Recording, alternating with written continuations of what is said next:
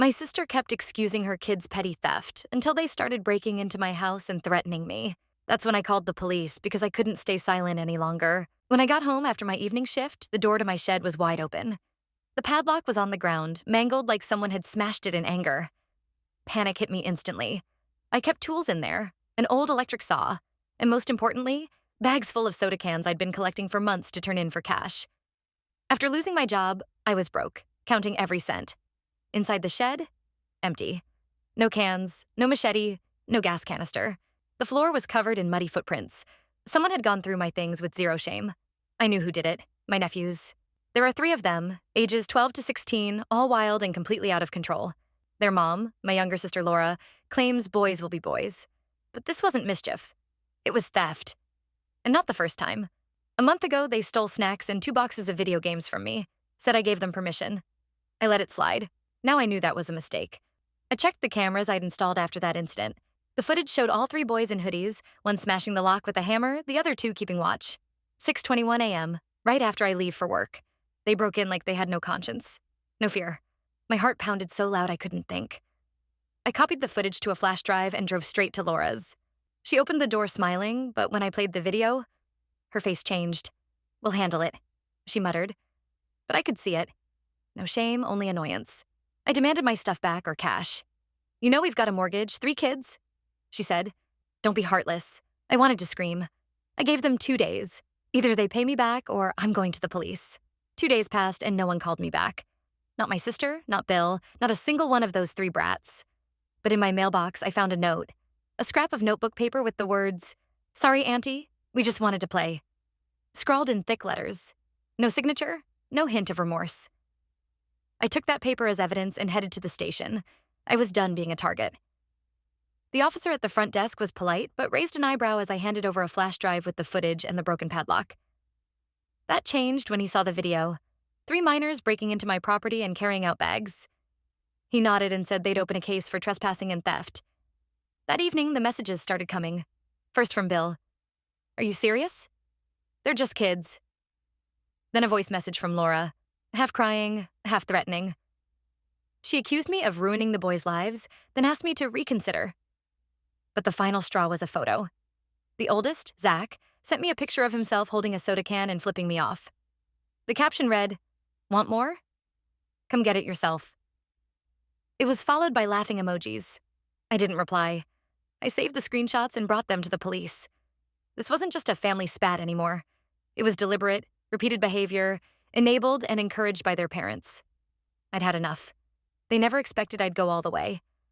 All my life I was the nice aunt who quietly forgave. But now they'd see the other side, the one that defends what's hers, even if it means going through court. I knew it would come to this. The morning after filing the police report, my phone was flooded with messages, half guilt-tripping, half veiled threats. My oldest nephew even sent me a photo of himself flipping me off while holding a soda can. That was the final straw. I called the officer who took my statement and asked how quickly this could be processed. To my relief, he assured me the case was being taken seriously. Later that day, I spoke with a few neighbors about the incident. One older couple across the street had also lost their recycling bags multiple times, but thought raccoons were the culprits. When I showed them the footage of my nephews loading their stolen haul into a wagon, they gasped. "That explains a lot," they said. Apparently, things had gone missing from their porch too. Gloves, shears, even a garden gnome. I checked my own footage again. The boys had been coming to my place in shifts, sometimes in the early morning, other times late at night. They weren't even subtle. One time they were eating chips while dragging a bag down the driveway. My sister and her husband kept texting, blaming me for tempting the boys with easy cash and accusing me of trying to ruin their holidays. I ignored it. I started documenting every single message. A week later, I got the call. The police had issued a warning and scheduled a home visit. My sister's tone changed instantly. "You're really doing this? To your own family?" she asked when I picked up. I answered, "I gave you every chance." She hung up. I wasn't sure what the visit would lead to, but I finally felt like someone was on my side. And I was just getting started. They didn't expect it would happen so fast. 2 officers arrived at their door early Saturday morning with a warrant in hand. My sister tried to stall, mumbling something about calling a lawyer, but the officers weren't interested. My 3 nephews were still in pajamas, their smug confidence evaporating the moment they saw the handcuffs. According to a neighbor who witnessed the scene, they cried like toddlers as they were let out to the squad car. The whole neighborhood saw it. Some watched from windows, others recorded it on their phones. By noon, everyone knew what had happened. My sister called me later that day, her voice a chaotic mix of rage and desperation. "How could you let them take the boys?" she screamed. I told her calmly, "They're not boys anymore, they're criminals. You let this happen." Then I hung up. I'd already changed the locks and reinforced the shed with steel bolts. I wasn't taking chances. But the aftermath wasn't quiet. Over the next few days, I got emails from relatives. Some furious, others supportive. My aunt said she always suspected the boys were stealing. Her kitchen radio vanished after one of their visits. My cousin's car keys went missing once too, and he found them later in my nephew's coat pocket. The more stories came in, the clearer it became that this wasn't a one-time mistake. It was a pattern. And somehow everyone had just let it slide. But not anymore. I was done pretending everything was okay. The shed wasn't just a shed anymore. It was the line they crossed. I wasn't going to let them rewrite the story, not after what they'd done. And the court hadn't even weighed in yet. They tried to act like victims, but the court didn't buy it. I filed a small claims lawsuit against my sister and her husband for $600, the stolen cans, the broken lock, the cost of the new reinforced one, and the emotional stress. They freaked out when they got the court notice. First came the barrage of texts calling me heartless, then the desperate voicemail from my sister. "We're family, how can you do this?" I didn't respond. I had all the evidence. The video of the break-in, the texts, even a screenshot of my oldest nephew flipping me off with the soda can in hand. It was a solid case. My friend's father, who's a retired lawyer, said I'd probably win. The day before the hearing, they showed up at my door looking miserable. My sister clutched an envelope of cash.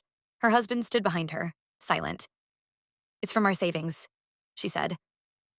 I took it without a word, counted the money, and nodded. "They'll still have to do community service," I said flatly. She didn't argue. I think they both finally realized I wasn't going to back down. That weekend, my nephews started picking up trash in the park under supervision. My neighbor sent me a picture. The boys in neon vests, looking humiliated. My middle nephew saw me drive by and dropped his eyes. I didn't feel smug. I felt tired. I used the settlement money to upgrade the rest of my locks and install another security camera. I didn't care if they saw it. Let them know I wasn't afraid anymore. Let them understand this wasn't about revenge. It was about drawing a boundary and making damn sure they never crossed it again. My oldest nephew didn't learn a thing. One night, around 2 a.m., I woke up to a loud metallic clanging. At first, I thought it was the wind knocking over a trash can. Then I heard glass shatter. I ran to the window and saw someone in a hoodie smashing the new padlock on my shed with a hammer. He noticed the bedroom light flick on and hurled the hammer straight at my window. Glass exploded across the floor. I ducked instinctively, barefoot and stunned. The figure rushed around to the back door and started pounding on it, scraping it with something sharp. Later, I found deep gouges from a crowbar. I screamed that I was calling the cops. He ran. I was shaking when I gave the officers the security footage. The hoodie couldn't hide his school-issued backpack or the sneakers with neon stripes. His fingerprints were still on the hammer he threw. My sister didn't even fight this time. She let them take him without a word. They found the other hammer, the crowbar, and a mask from some sci-fi movie in his room. He got sent to juvenile detention for a full month and was diagnosed with bipolar disorder during evaluation. After that, he started leaning on it like a shield. He'd act out, then say it was his illness. I didn't buy it.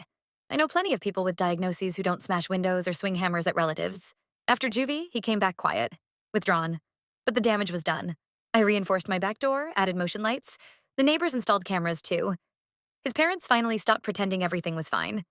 His younger brothers apologized to me in person. They said they were done following his lead.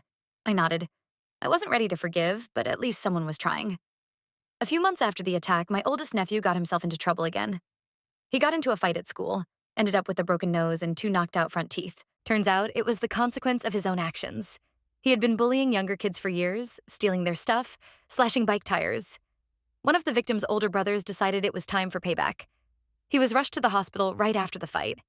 His nose was reset, and doctors tried to save his teeth. He stayed home for a long time, avoided people, and switched to online learning. I didn't celebrate it, but I wasn't surprised either. It was karma. Meanwhile, his younger brothers kept their distance. They no longer supported him, even criticized him. He'd brought too much trouble their way.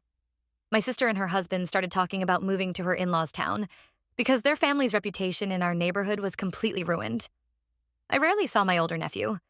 Once, he came up to me with his bike, asked for help fixing the chain. I repaired it in silence. He didn't say a word, just looked at me with something like guilt. That was the first sign that maybe, deep down, he understood just how badly he'd messed everything up. Summer passed quietly.